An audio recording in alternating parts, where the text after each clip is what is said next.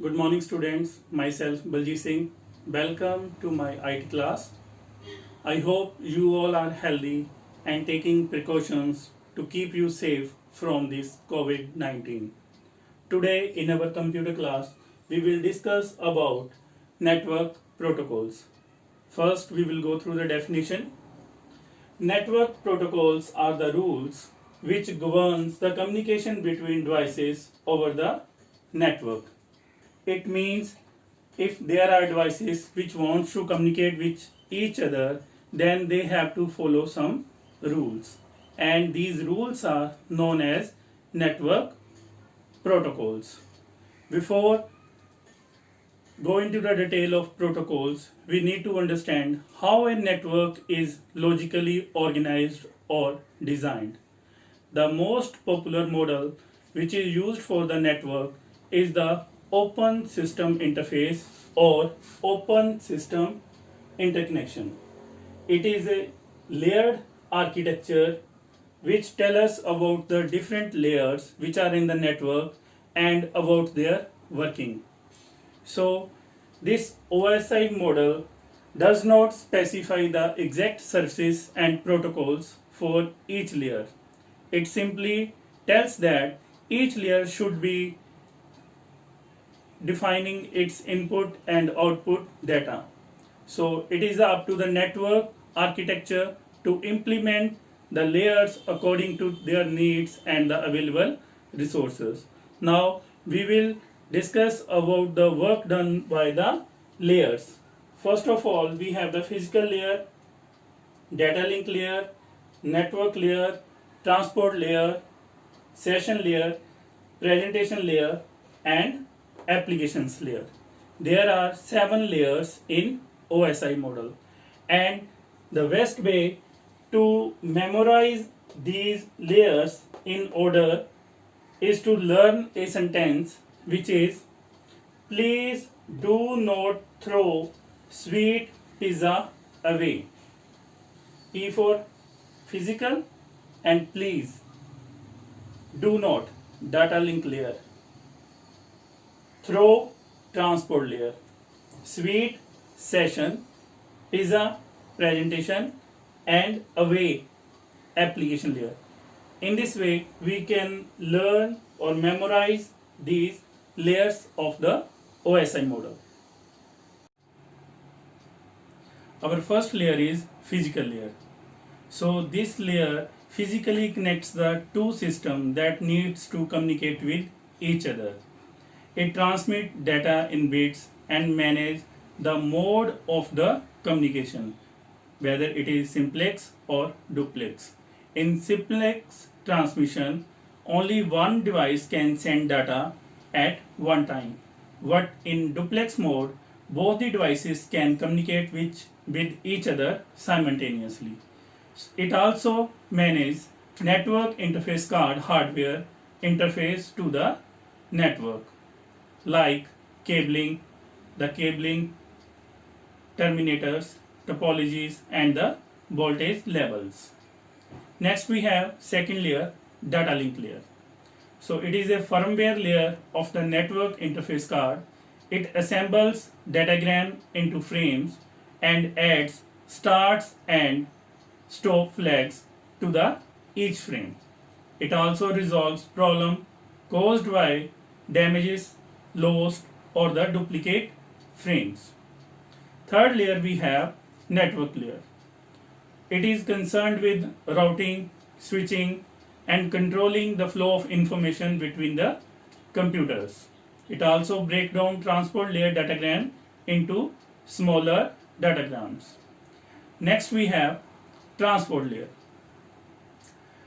Till the session layer, the file is in its own format. Transport layer break it down into the data frames, provide error checking at the network segment level, and prevents a fast host from overrunning a slower one. Transport layer also isolates the upper layer from the network hardware. Next we have the session layer. This layer is responsible for establishing a session between the two devices which want to communicate with each other. Next we have presentation layer. This layer is concerned with the correct representation of the data, that is syntax and semantics of the information. And in last we have application layer. It is the topmost layer of the network that is responsible for sending the user request to the lower levels. Typical application includes file transfer, email, remote logon. TCP/IP protocol suite. TCP means Transmission Control Protocol, IP means Internet Protocol. When more than one protocol are used at the same time, then it is called protocol suite. So communication between computers on a network is done through protocol suites, and the most commonly used protocol suite is TCP/IP protocol. A protocol suite consists of a layered architecture where each layer have some functionality to do and which can be carried out by the protocol. Each layer usually has more than one protocol options to carry out the responsibility that the layer adheres to. Here, TCP/IP is normally considered to be a 4-layered system. These 4 layers are application layer, transport layer, network layer, and network interface layer.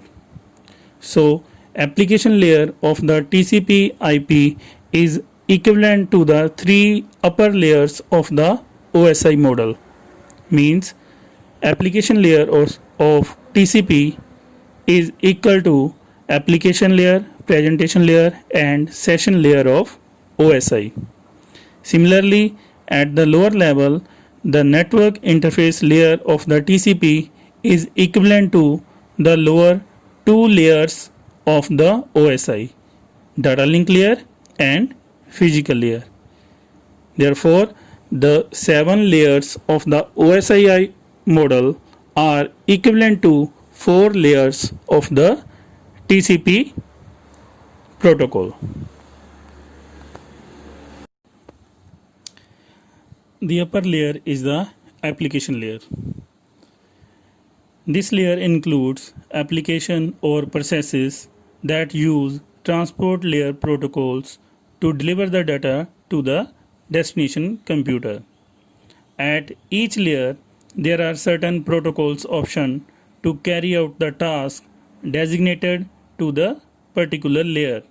So, here the application layer also have various protocols that the applications use to do the communication with the second layer, means transport layer.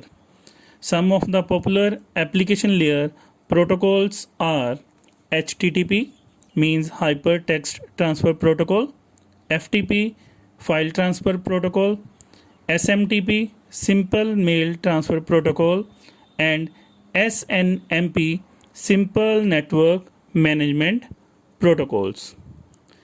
The second layer we have transport layer. This layer provides backbone to the data flow between the two hosts. This layer receives the data from the application layer which is above this layer, and there are many protocols that work at this layer, but the most commonly used protocol at the transport layer is TCP and UDP. TCP is used where a reliable connection is required, while UDP is used in case of unreliable connection. The work of the TCP is to divide the data into proper sized chunks and then passes this chunk to the network so that they can reach to the destination device. It also acknowledges the receive packets. It means when it receives the data, it sends the feedback to the sender that I have received the data, and waits for the acknowledgement of the packets it sent and sets timeout to resend the packets if the acknowledgements are not received in the desired time. The term reliable connection is used when it not desire to lose any information that is being transferred over the network. So the protocol used for this type of connection must provide the mechanism to achieve this desired characteristics. For example, when we download a file, it is not desired to lose any information, otherwise it may lead to the corruption of the downloaded data. Next layer we have network layer. This layer is also known as internet layer. The main purpose of this layer is to organize and handle the movement of the data over the network. Movement of the data means routing, how the data takes path over the network. The main protocols which are used in this layer is IP. And the last layer of TCP/IP is data link layer. This layer is also known as network interface layer.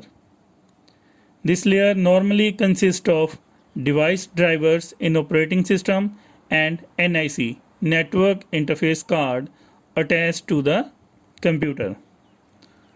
Both the device drivers and NIC take care of the communications detail with the media being used to transfer the data. Normally, the media means our communication media, and these are in the form of cables. Some of the protocols which are used at this layer include ARP, means Address Resolution Protocol, and PPP, point-to-point protocol. HTTP protocol means Hypertext Transfer Protocol. It is an application level protocol for distributed, collaborative, and hypermedia information system. Hypermedia information system means system which deals with the communication through media like graphics, images, videos, and who have links, hyperlinks in between them. This HTTP protocol is the foundation for the data communication over the web since 1990. HTTP is a generic and stateless protocol which can be used for other purposes as well, using extension of its request methods, error codes, and headers. HTTP is a TCP/IP based protocol that is used to deliver data on the World Wide Web. The default port is TCP/80, but the other ports can also be used. It provides a standardized way for the computer to communicate with each other. HTTP specification specifies how the client requests data from the server and how data is received from the server. Now we will see the basic features of HTTP. First one is the HTTP is connectionless. It means when the HTTP clients make a request to the server and the server sends the response back to the client, after that the connection between the client and the server gets over. If after some time client again want to communicate with the server, then there is the need to make the connection again between the clients and the server. Second is HTTP is media independent. It means any type of data can be sent by HTTP as long as both the client and the server know how to handle that data. It is required for the client as well as for the server to specify the content type using the appropriate MIME type. Here, MIME type is a label which tells us about the type of the data which is being transferred. Next feature of the HTTP is stateless. As we already discussed here that HTTP is connectionless and it is a direct result of the HTTP being a stateless protocol. The server and the client are aware of each other only during their current communication. Afterwards, both of them forget about each other. Due to this nature of the protocol, neither the client nor the browser can retain information between different requests across the web pages. Here is the basic architecture of the HTTP. On the one side there is web client and on the other side there is web server. When the client made a request through HTTP, the request went to the server and at the server side script execute and data is get fetched from the database and that data sent to the client. So in this way the HTTP protocol works on a client server architecture.